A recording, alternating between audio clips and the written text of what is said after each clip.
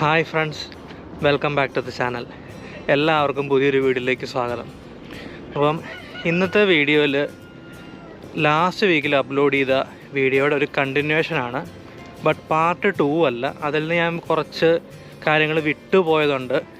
പിന്നെ ടൈം ഒരുപാട് വലിച്ചു നീട്ടണ്ട എന്ന് തോന്നിയതുകൊണ്ട് ആ ഒരു സെക്ഷൻ മാത്രം സെപ്പറേറ്റ് ഒരു വീഡിയോ ചെയ്യാമെന്ന് വിചാരിച്ചു. അതായത് നിങ്ങൾ ടൈറ്റിൽ കണ്ടു കാണും, ബാഗേജ് ടിപ്സ് എന്നാണ് ഞാൻ ഈ ഒരു കണ്ടന്റ് ഞാൻ ഉദ്ദേശിക്കുന്നത്. അതായത് എന്തൊക്കെ ചെയ്യരുത്, എന്തൊക്കെ ചെയ്യാം, ഏതൊക്കെ ബാഗിൽ എന്തൊക്കെ വെക്കാൻ പാടില്ല, പിന്നെ പാക്കേജൊക്കെ ആയിട്ട് അനുബന്ധിച്ചുകൊണ്ടുള്ള കുറച്ച് ടിപ്സ് കാര്യങ്ങൾ ഷെയർ ചെയ്യാമെന്ന് മാത്രമാണ് ഉദ്ദേശിക്കുന്നത്. ഓക്കെ, അപ്പോൾ വലിച്ചു കിട്ടുന്നില്ല, നമുക്ക് നേരെ വീഡിയോയിലേക്ക് കിടക്കാം. അപ്പോൾ ആദ്യത്തെ കാര്യമെന്ന് പറയുന്നത് നമ്മളുടെ ബാഗേജ് അലവൻസ് കൺഫേം ചെയ്യുക എന്നുള്ളതാണ്. അതായത് ഓരോ ഫ്ലൈറ്റിനും ഓരോ രീതിയിലുള്ള ബാഗേജ് അലവൻസ് ആയിരിക്കും. ലൈക്ക് 23-ൻ്റെ 2 പെട്ടി, ചിലപ്പോൾ 30-ൻ്റെ ഒരൊറ്റ പെട്ടി, ചിലപ്പോൾ 20-ൻ്റെ 2 പെട്ടി, ഡിപ്പെൻസ് ആണ്. അപ്പം നിങ്ങൾ എടുക്കുന്ന ഫ്ലൈറ്റിൻ്റെ അനുസരിച്ചിരിക്കും നിങ്ങൾക്ക് ബാഗേജ് അലവൻസ് കിട്ടുന്നത്. അപ്പം ബാഗേജ് അലവൻസ് കൺഫേം ചെയ്തിട്ട് മാത്രം നിങ്ങൾ പർച്ചേസിങ് സ്റ്റാർട്ട് ചെയ്യുക. പിന്നെ അവിടെ ഒരു പ്രോബ്ലം ഉള്ളത് എന്താണെന്ന് വെച്ചാൽ, നമ്മളിപ്പോൾ ഫ്ലൈറ്റ് ബുക്ക് ചെയ്തു, സാധനങ്ങൾ അതനുസരിച്ച് മേടിച്ചു, അത് കഴിഞ്ഞിട്ട് ഫ്ലൈറ്റ് ക്യാൻസലായി പോകാം ചിലപ്പം. എനിക്ക് അങ്ങനെ പറ്റിയതാണ്. അതായത് ഞാൻ എയർ ഇന്ത്യയുടെ ഡയറക്റ്റ് ഫ്ലൈറ്റ് ആയിരുന്നു ആദ്യമേ എടുത്തത്. 3 ബാഗേജ് ഉണ്ടായിരുന്നു, എക്സ്ട്രാ പേ ചെയ്യാതെ തന്നെ 23-ന് 3 എണ്ണം എടുക്കാമായിരുന്നു. അപ്പോൾ ഞാൻ അതനുസരിച്ച് പർച്ചേസ് ചെയ്തു. പോകുന്നതിന് ഒരാഴ്ച മുമ്പേ ഫ്ലൈറ്റ് ക്യാൻസലായിപ്പോയി. പിന്നെ എനിക്ക് കിട്ടിയത് 23-ന് 2 എണ്ണമുള്ള ഒമാൻ്റെ ഫ്ലൈറ്റാണ് എനിക്ക് കിട്ടിയത്. അപ്പം ഒരു ബാഗേജ് എനിക്ക് വീട്ടിൽ വയ്ക്കാൻ പറ്റത്തില്ല, വെച്ചിട്ട് കാര്യമില്ല, എനിക്ക് വേണ്ടി മേടിച്ചതാണ്. അപ്പോൾ പിന്നെ കൊണ്ടുവരിക എന്നുള്ള ഓപ്ഷനേ ഉള്ളായിരുന്നു. അതുകൊണ്ട് ഞാൻ പിന്നെ എക്സ്ട്രാ പേ ചെയ്ത് എടുത്തുകൊണ്ട് വരുമായിരുന്നു. അപ്പം അങ്ങനെയുള്ള കാര്യങ്ങൾ നിങ്ങളൊന്ന് ഡബിൾ ചെക്ക് ചെയ്യണം. ക്യാൻസലേഷൻ വരാത്ത രീതിയിൽ, അല്ലെങ്കിൽ ക്യാൻസലേഷൻ വരാൻ ചാൻസ് കുറവുള്ള ഫ്ലൈറ്റ് മാക്സിമം നിങ്ങൾ ചൂസ് ചെയ്യുക. അപ്പം ബാഗേജ് അലവൻസ് നോക്കുക എന്നുള്ളതാണ് ആദ്യത്തെ ടിപ്പ്. അപ്പോൾ രണ്ടാമത്തെ കാര്യമെന്ന് പറയുന്നത് നിങ്ങളുടെ ബാഗിൻ്റെ ഡൈമെൻഷൻസ് കാര്യങ്ങൾ. അതായത് മോസ്റ്റ്ലി നമ്മൾ ചെക്ക് ഇൻ ബാഗേജ് എല്ലാം ഒരേ ഡൈമെൻഷൻസ് തന്നെയായിരിക്കും എല്ലാ ഫ്ലൈറ്റിനും. അതനുസരിച്ച് തന്നെയാണ് എല്ലാ സ്യൂട്ട് കേസസ് അല്ലെങ്കിൽ ട്രോളീസും കമ്പനികൾ ഉണ്ടാക്കുന്നത്. അപ്പം അതിന് വലിയ സീൻ വരത്തില്ല. പക്ഷേ നമ്മളുടെ ക്യാബിൻ ബാഗിൻ്റെ സൈസ് നമ്മൾ ഫ്ലൈറ്റ് ടിക്കറ്റ് ബുക്ക് ചെയ്യുന്നതിന് മുമ്പ് നിങ്ങളതൊന്ന് അവരുടെ സൈഡിൽ ചെക്ക് ചെയ്യണം. അതായത് ക്യാബിനകത്ത് വയ്ക്കുന്ന ആ ഒരു കമ്പാർട്ട്മെൻറ്റ് സ്പേസ് വെച്ചിട്ടായിരിക്കും അവർ ആ ഒരു മെഷർമെൻറ്റ്സ് പറയുന്നത്. അപ്പം നിങ്ങൾ വലിയ പെട്ടി എടുത്തുകൊണ്ട് വന്നു കഴിയുമ്പം ചിലപ്പം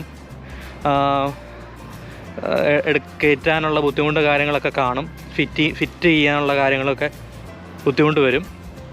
അപ്പോൾ അത് നിങ്ങൾ മാക്സിമം ശ്രദ്ധിക്കണം. ഫ്ലൈറ്റ് ടിക്കറ്റ് ബുക്ക് ചെയ്യുമ്പം നിങ്ങളുടെ ക്യാബിൻ ബാഗിൻ്റെ ഡൈമെൻഷൻസ്, അതായത് ബാഗിൻ്റെ ഡൈമെൻഷൻസ് നിങ്ങൾ മാക്സിമം ചെക്ക് ചെയ്തിട്ട് വേണം ഫ്ലൈറ്റ് ടിക്കറ്റ് ബുക്ക് ചെയ്യാനായിട്ട്. പിന്നെ അടുത്ത ഒരു ടിപ്പ് എന്ന് പറയുന്നത്, നിങ്ങൾ ബാഗ് പർച്ചേസ് ചെയ്യുമ്പം ബ്ലാക്ക് ബാഗ്, അതായത് പെട്ടികൾ പർച്ചേസ് ചെയ്യാതിരിക്കുക. കാരണം മോസ്റ്റ് കോമൺ ആയിട്ടുള്ളൊരു കളറാണ് ഈ ബ്ലാക്ക് എന്നുള്ളത്. അപ്പം എല്ലാവർക്കും ബ്ലാക്ക് തന്നെയായിരിക്കും ഇഷ്ടവും. പേഴ്സണൽ കളർ സ്വാഭാവികമായിട്ടും ബ്ലാക്ക് ആയിരിക്കും എല്ലാവർക്കും ഇഷ്ടം. എന്നിരുന്നാലും നിങ്ങളത് മേടിക്കുമ്പോൾ സൂക്ഷിക്കുക. കാരണം വന്നു കഴിയുമ്പം ഡെസ്റ്റിനേഷൻ കൺട്രിയിൽ നിങ്ങൾ എത്തിക്കഴിയുമ്പോൾ നിങ്ങൾക്ക് ബാഗ് ഫൈൻഡ് ഔട്ട് ചെയ്യാൻ ഭയങ്കര പാടായിരിക്കും. അഥവാ അങ്ങനെ ബ്ലാക്ക് ബാഗ് തന്നെ വേണമെന്നുണ്ടെങ്കിൽ നിങ്ങൾ നിങ്ങളുടേതായിട്ടുള്ള ഐഡൻറ്റിറ്റി അല്ലെങ്കിൽ ഒരു യൂണീക്ക് ഇത് വരാൻ വേണ്ടി വല്ല സ്റ്റിക്കർ ഒട്ടിക്കുകയോ അല്ലെങ്കിൽ വല്ല റിബൺ കെട്ടുകയോ അങ്ങനെ എന്തെങ്കിലും ഒരു നെക്സ്റ്റ് രീതിയിലുള്ള നെക്സ്റ്റ് ലെവൽ എന്തെങ്കിലും ഒരു കാര്യങ്ങൾ നിങ്ങൾ ആ ഒരു ബാഗേജിൽ ചെയ്യണം. ഓക്കെ. പിന്നെ അടുത്തതായിട്ട് നിങ്ങൾ ബാഗ് മേടിക്കുമ്പം പ്രത്യേകം ശ്രദ്ധിക്കുക, TSA ലോക്ക് ഉള്ള ടൈപ്പ് ബാഗ് മേടിക്കാൻ ശ്രദ്ധിക്കുക. അതായത് നമ്മളുടെ ബാഗേജിൽ ഇപ്പം എന്തെങ്കിലും ഡൗട്ട്ഫുള്ളായിട്ടുള്ള സാധനങ്ങൾ പെട്ടിക്കകത്തുണ്ട് എന്ന് സെക്യൂരിറ്റി ചെക്കിൽ അവർക്ക് തോന്നിക്കഴിഞ്ഞാൽ ഓപ്പൺ ചെയ്ത് നോക്കേണ്ടതായിട്ട് വരും. അപ്പം ബാഗ് TSA ലോക്കുള്ള ബാഗല്ല നിങ്ങളത് ചെക്കിനകത്ത് കയറ്റി വിട്ടേക്കെന്നെങ്കിൽ ബാഗ് വരുന്നതാണെങ്കിൽ തല്ലിപ്പൊട്ടിക്കാൻ, ലോക്ക് തല്ലിപ്പൊട്ടിക്കാൻ, കുത്തി കയറാൻ അങ്ങനെയുള്ള ചാൻസ് ഒക്കെ ഉണ്ട്. TSA ലോക്ക് ഉള്ളതാണെങ്കിൽ അത് യൂണിവേഴ്സൽ കീ സപ്പോർട്ട് ചെയ്യുന്ന ലോക്കാണ്. അപ്പം എയർപോർട്ടിലുള്ള സെക്യൂരിറ്റി ഓഫീസേഴ്സിൻ്റെ കയ്യിലും ആ ഒരു കീ കാണും. അപ്പോൾ ആ കീ വെച്ച് അവർക്ക് ഓപ്പൺ ചെയ്ത് ഡബിൾ ചെക്ക് ചെയ്യാവുന്നതാണ്. അപ്പോൾ എന്തെങ്കിലും പ്രോബ്ലമായിട്ടുള്ള എന്തെങ്കിലും കാര്യം ഉണ്ടെങ്കിൽ നിങ്ങൾ അവർ വിളിപ്പിക്കുകയൊക്കെ ചെയ്യും. ഇല്ല എന്നുണ്ടെങ്കിൽ അവർ ജസ്റ്റ് ചെക്ക് ചെയ്തിട്ട് അങ്ങ് അടച്ച് വയ്ക്കത്തേ ഉള്ളൂ. അപ്പം TSA ലോഗുള്ള ബാഗും നിങ്ങൾ മാക്സിമം മേടിക്കാൻ ശ്രമിക്കുക. പിന്നെ ക്യാബിൻ ബാഗിൻ്റെ കൂടെ എന്തൊക്കെ സാധനങ്ങൾ കൊണ്ടുപോകാൻ പറ്റുമെന്നുള്ളൊരു ഡൗട്ട് എല്ലാവർക്കും ഉള്ളതാണ്.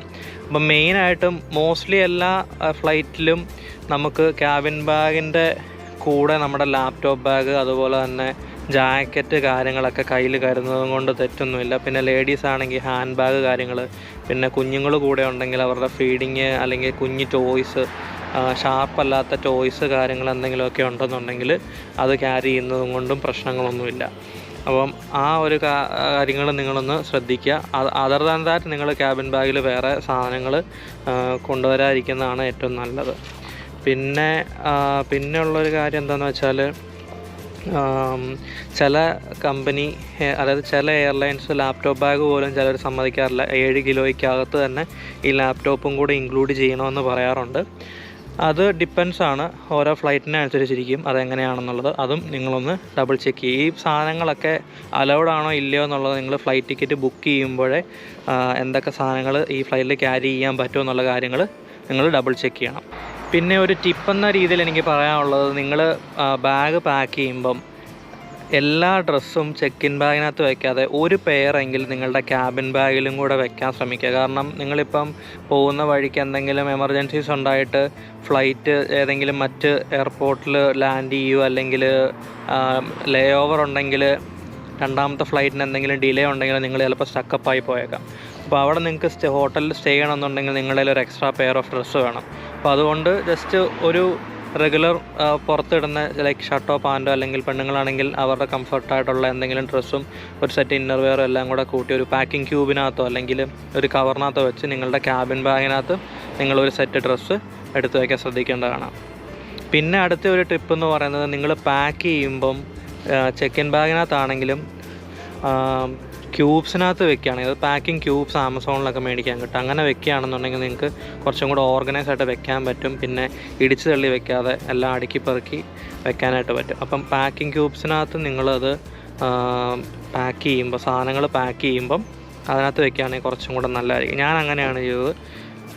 അതാകുമ്പോൾ നമുക്ക് വന്നു കഴിഞ്ഞ് സോർട്ട് ഔട്ട് ചെയ്യാനൊക്കെ എളുപ്പമുണ്ട്. അല്ലെങ്കിൽ ഓരോ പെട്ടിക്കകത്ത് ഓരോന്നെടുത്ത് വയ്ക്കുമ്പം നമുക്ക് എവിടെയാണ് എന്താണെന്നുള്ളതൊരു ഐഡിയയും കിട്ടത്തില്ല. ഇപ്പോൾ എല്ലാം ഒരു സാധനങ്ങളെല്ലാം ഒരു ബോക്സിനകത്തോ കവറിനകത്തോ സിറ്റ് ചെയ്ത് വെക്കുകയാണെന്നുണ്ടെങ്കിൽ വന്നു കഴിഞ്ഞ് അൺപാക്ക് ചെയ്യുമ്പോഴും എളുപ്പമായിരിക്കും. പിന്നെ അടുത്ത ഒരു കാര്യമെന്ന് പറയുന്നത്, നിങ്ങളുടെ വാല്യുബിൾസ് ഒന്നും നിങ്ങൾ ചെക്ക് ഇൻ ബാഗിനകത്ത് വെക്കാതിരിക്കുക. അതായത് സ്വർണ്ണമോ അങ്ങനെ എന്തെങ്കിലും സാധനങ്ങളൊക്കെ നിങ്ങൾ കൊണ്ടുപോകുന്നുണ്ടെങ്കിൽ നിങ്ങളുടെ ക്യാബിൻ ബാഗിനകത്ത് വെക്കാൻ ശ്രമിക്കുക. പിന്നെ ഇത്ര ലിമിറ്റിൽ കൂടുതലുള്ള സ്വർണ്ണമൊക്കെ കൊണ്ടുപോകുമ്പോൾ നിങ്ങൾ ബില്ലും കാര്യങ്ങളൊക്കെ സൂക്ഷിക്കണമെന്ന് പറയാറുണ്ട്. അതായത് കയ്യിലും ഇടുന്ന മാല അല്ലെങ്കിൽ ചെവിയിലിടുന്ന കമ്മൽ അങ്ങനത്തെ അല്ലാതെ എന്തെങ്കിലും ഇച്ചിരി എക്സ്ട്രാ കൊണ്ടുപോകുന്നുണ്ടെങ്കിൽ അതിൻ്റെയൊക്കെ ബില്ല് നിങ്ങൾ കയ്യിൽ വെക്കണമെന്ന് ഞാൻ പറഞ്ഞു കേട്ടിട്ടുണ്ട്. അതിപ്പോൾ ഈവൻ നിങ്ങൾ ഇടുന്നതിൻ്റെ ബില്ല് വെക്കണമെന്നുള്ളത് എനിക്കറിയത്തില്ല, ഞാനത്ര പ്രൊഫഷണൽ അല്ല. എന്നാലും നിങ്ങൾ അങ്ങനെയുള്ള കാര്യങ്ങളൊക്കെ നിങ്ങളൊന്ന് ചെക്ക് ചെയ്യുക. പിന്നെ അടുത്ത ഒരു ടിപ്പ് എന്ന് പറയുന്നത്, നിങ്ങളുടെ ട്രാവൽ ഡോക്യുമെൻറ്റ്സ് എല്ലാം നിങ്ങൾ ഒരൊറ്റ കവറിനകത്താക്കി ക്യാബിൻ ബാഗിനകത്ത് വയ്ക്കുക. അതായത് നിങ്ങളിപ്പോൾ ഡെസ്റ്റിനേഷൻ കൺട്രിയിൽ വന്ന് ഇറങ്ങി കഴിയുമ്പം ഇമിഗ്രേഷനിലൊക്കെ നിങ്ങളോടത് ചോദിക്കാം. നിങ്ങളുടെ ഓരോ ഡോക്യുമെൻറ്റ്സ് നിങ്ങളോട് ചോദിക്കുക. ഇപ്പോൾ സ്റ്റുഡൻ്റായിട്ട് UK വരുന്നവരാണെങ്കിൽ നിങ്ങളുടെ cash letter, offer letter, passport, ഇവിടെ വന്നിട്ട് താമസിക്കാനുള്ള സ്ഥലം, അല്ലെങ്കിൽ മീൻസ് പാസഞ്ചർ ലൊക്കേറ്റർ ഫോമൊക്കെ ഉണ്ടല്ലോ, അതൊക്കെ വേണമെങ്കിൽ ചോദിക്കാം. അപ്പം ബാഗിനകത്ത് പല സ്ഥലത്തായിട്ടാണ് വെച്ചിരിക്കുന്നതെങ്കിൽ നിങ്ങൾക്ക് കണ്ടുപിടിക്കാൻ പാടായിരിക്കും. അപ്പം ഒരൊറ്റ ബാഗിനകത്താണ് നിങ്ങളുടെ ഡോക്യുമെൻറ്റ്സ് എല്ലാം വെക്കുന്നതെങ്കിൽ നിങ്ങൾക്ക് വന്നു കഴിയുമ്പോൾ ചോദിക്കുമ്പോൾ എടുത്തു കൊടുക്കാനുള്ള എളുപ്പമുണ്ട്. അപ്പം ആ ഒരു കാര്യം നിങ്ങൾ ശ്രദ്ധിക്കുക. ഡോക്യുമെൻറ്റ്സ് എല്ലാം ഒരൊറ്റ ബാഗിനകത്തായിട്ട് കരുതുക. ലൈക്ക് ബാഗ് മീൻസ് ഒരു ക്ലിയർ കവർ എന്നൊക്കെ പറഞ്ഞ് കിട്ടത്തില്ല, ഒരു ഫയലിനകത്താണെങ്കിലും വെച്ചാൽ മതി. അതിനുവേണ്ടി തന്നെ സെപ്പറേറ്റ് ബാഗ് എടുക്കണമെന്നല്ല ഞാൻ പറഞ്ഞത്. ഓക്കെ. പിന്നെ അടുത്ത ഒരു ടിപ്പെന്ന് പറയാനുള്ളത്, നിങ്ങൾ എന്തെങ്കിലും മെഡിക്കേഷൻസ് എടുക്കുന്നവരാണെങ്കിൽ റെഗുലറായിട്ട് വേണം, അല്ലെങ്കിൽ ഇത്ര മണിക്കൂർ കൂടുമ്പം കഴിക്കേണ്ടതാണ്, അങ്ങനെയുള്ള എന്തെങ്കിലുമൊക്കെ ഉണ്ടെന്നുണ്ടെങ്കിൽ വിത്ത് പ്രിസ്ക്രിപ്ഷൻ നിങ്ങളുടെ ക്യാബിൻ ബാഗിനകത്ത് വയ്ക്കുക. ചെക്ക് ഇൻ ബാഗിനകത്ത് കൊണ്ട് ഇടാതിരിക്കുക. ചെക്ക് ഇൻ ബാഗിനകത്താണ് നിങ്ങൾ ഇടുന്നെങ്കിൽ നിങ്ങൾക്ക് എന്തെങ്കിലും എമർജൻസി വന്ന് പെട്ടെന്ന് ഉപയോഗിക്കേണ്ട എന്തെങ്കിലും ആണെങ്കിൽ നിങ്ങളുടെ കയ്യിൽ ആ ചെക്ക് ഇൻ ബാഗ് എപ്പോഴും കൂടെ കാണത്തില്ല. അതുകൊണ്ട് കൂടെ എപ്പോഴുള്ള ക്യാബിൻ ബാഗിനകത്ത് ആവശ്യമുള്ള എമർജൻസി ആയിട്ടുള്ള മരുന്ന് വയ്ക്കാൻ ശ്രമിക്കുക വിത്ത് പ്രിസ്ക്രിപ്ഷൻ. പിന്നെ അടുത്ത ഒരു ടിപ്പ് എന്ന് പറയുന്നത് നിങ്ങളുടെ ക്യാബിൻ ബാഗിനകത്ത് നിങ്ങൾ ഷാർപ്പായിട്ടുള്ള ഓരോ ഒബ്ജക്ട്സും വെക്കാതിരിക്കുക.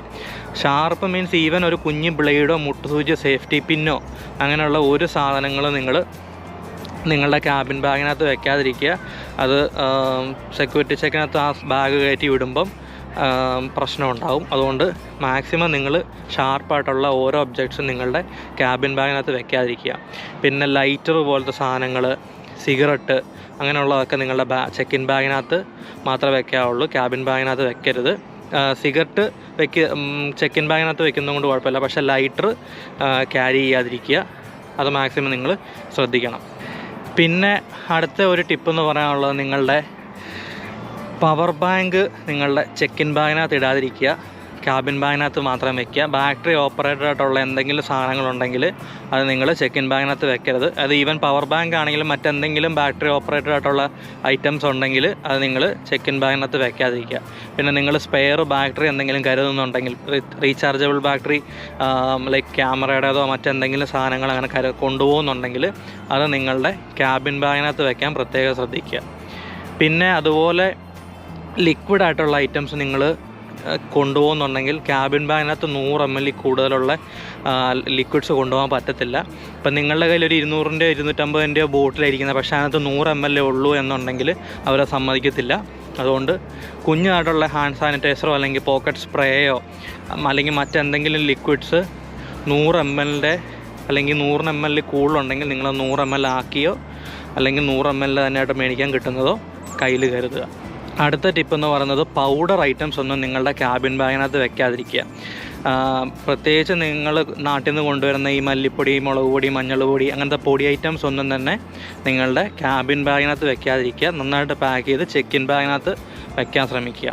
ഒരു കാരണവശാലും ക്യാബിൻ ബാഗിനകത്ത് കൊണ്ട് വെക്കരുത്. പിന്നെ നാട്ടിൽ നിന്ന് വരുന്നവർ നമ്മളുടെ കറിവേപ്പില അങ്ങനെയുള്ള സാധനങ്ങളും കൊണ്ടുവരാറുണ്ട്, ഓയിൽ കണ്ടൻ്റ് ഉള്ളത്. അതും നിങ്ങളൊരു കാരണവശാലും ക്യാബിൻ ബാഗിനകത്ത് വെക്കരുത്. നന്നായിട്ട് പാക്ക് ചെയ്ത് ചെക്കിൻ ബാഗിനകത്ത് വേണം വെക്കാനായിട്ട്. ഇപ്പോൾ നാട്ടിൽ നിന്ന് സ്റ്റുഡൻ്റായിട്ട് വരുന്നവരാണെങ്കിലും മറ്റാരെങ്കിലും ഫാമിലി ആയിട്ട് വരുന്നവരാണെങ്കിലും കറിവേപ്പിലൊക്കെ ഇട്ട് കറി ഉണ്ടാക്കുന്നവരുണ്ട്. അപ്പം ഇവിടെ കറിവേപ്പിലയ്ക്ക് നല്ല വിലയുണ്ട്. ഒരു തണ്ടിനൊക്കെയാണ് ഒരു പൗണ്ട് ഒക്കെ മേടിക്കുന്നത്.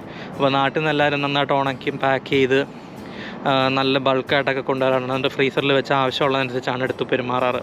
അപ്പോൾ അങ്ങനെ കൊണ്ടുവരുന്നവർ നന്നായിട്ട് പാക്ക് ചെയ്ത് കൊണ്ടുവരാൻ ശ്രമിക്കുക. പിന്നെ അടുത്ത ഒരു ടിപ്പെന്ന് പറയാനുള്ളത്, നിങ്ങൾ എന്തെങ്കിലും ഷാർപ്പ് ഒബ്ജക്ട്സ് കൊണ്ടുവരുന്നുണ്ടെങ്കിൽ, അതായത് ചെക്കിൻ ബാഗിനകത്ത് വെക്കുന്നുണ്ടെങ്കിൽ നിങ്ങൾ നന്നായിട്ട് ടേപ്പ് ചെയ്ത് വെക്കാൻ ശ്രമിക്കുക. ഒരുപാട് അങ്ങോട്ട് ടേപ്പ് ചെയ്യരുത്. എന്ത് സാധനങ്ങളാണെങ്കിലും ഒരുപാട് കവർ വെച്ച് പൊതിഞ്ഞ് മൂടി വെക്കരുത്. അത്യാവശ്യം ഒരു ബേസിക് ആയിട്ടുള്ള ഇതിനകത്ത് വേണം നിങ്ങൾ പാക്ക് ചെയ്ത് വെക്കാനായിട്ട്. പിന്നെ ഷാർപ്പ് ഒബ്ജക്റ്റ് ടേപ്പ് ചെയ്യാൻ പറഞ്ഞത് അടുത്തുള്ള പ്രോഡക്റ്റ് എന്തെങ്കിലും കുത്തി കീറാതിരിക്കാൻ വേണ്ടിയാണ്. പ്രോഡക്ട്സുകൾ എന്തെങ്കിലും കൊണ്ടുവരുന്നുണ്ടെങ്കിൽ, ഷാർപ്പ് ഒബ്ജക്ട്സ് കൊണ്ടുവരുന്നുണ്ടെങ്കിൽ ടേപ്പ് ചെയ്യണമെന്ന് ഞാൻ പറഞ്ഞത്. പിന്നെ അടുത്ത ഒരു കാര്യം നിങ്ങൾ ശ്രദ്ധിക്കേണ്ടത്, മാഗ്നറ്റിക് ആയിട്ടുള്ള സാധനങ്ങളൊന്നും ക്യാബിൻ ബാഗിനകത്ത് വെക്കാതിരിക്കുക. ചെക്കിൻ ബാഗിനകത്ത് വെക്കരുതെന്നാണ് പറയാറ്. നമ്മൾ ഒരുപാട് മാഗ്നറ്റിക് ആയിട്ടുള്ള സാധനങ്ങളൊന്നും കൊണ്ടുവരാറില്ല.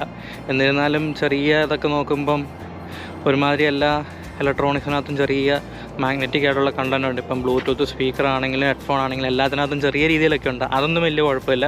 ബട്ട് വലിയ മാഗ്നറ്റിക് ഫീൽഡുള്ള സാധനങ്ങളൊന്നും നിങ്ങൾ ക്യാരി ചെയ്യാണ്ടിരിക്കുക. ഈവൻ ചെക്കിൻ ബാഗിനകത്താണെങ്കിലും ക്യാബിൻ ബാഗിനകത്താണെങ്കിലും അങ്ങനെയുള്ള സാധനങ്ങൾ നിങ്ങൾ ഒഴിവാക്കുക.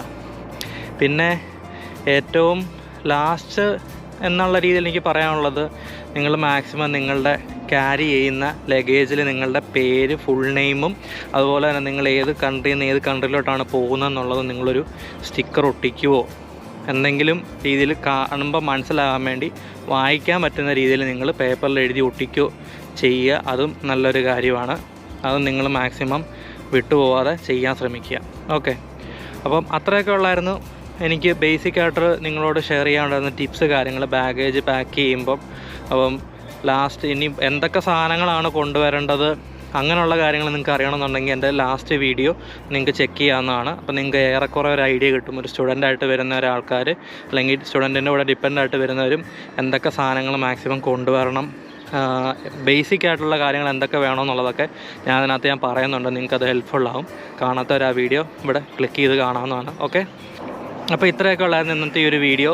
എല്ലാവർക്കും ഉപകാരപ്പെടുമെന്ന് തന്നെയാണ് ഞാൻ പ്രതീക്ഷിക്കുന്നത്. അപ്പോൾ ഇഷ്ടപ്പെട്ടെങ്കിൽ ഒന്ന് ലൈക്ക് ചെയ്യുക, അതുപോലെ തന്നെ നിങ്ങളുടെ അഭിപ്രായങ്ങളൊന്ന് കമൻറ്റ് ചെയ്യുക. അപ്പോൾ അടുത്ത ആഴ്ച മറ്റൊരു വീഡിയോ ആയിട്ട് വരുന്നതിനും വരെ ടേക്ക് കെയർ, ബൈ ബൈ.